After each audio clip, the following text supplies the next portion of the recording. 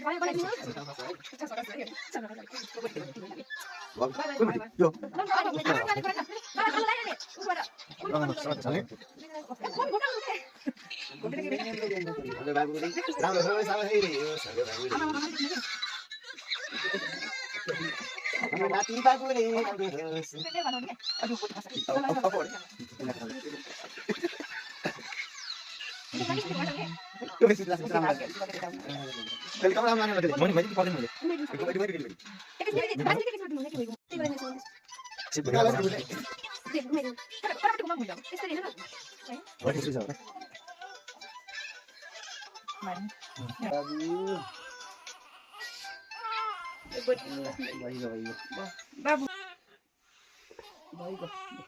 अब त्यो लेखाइदिउ लेखाइदिनु त दिदी के लेखिदिने क लेखिदिने हो सही हो त क चाहिँ लेखिदिउँ है डन भोइस डन बाइस लेखिदिने डन भोइस भनेर लेखिदिने हो कराते खेल्ने हेलिकप्टरमा हिँड्ने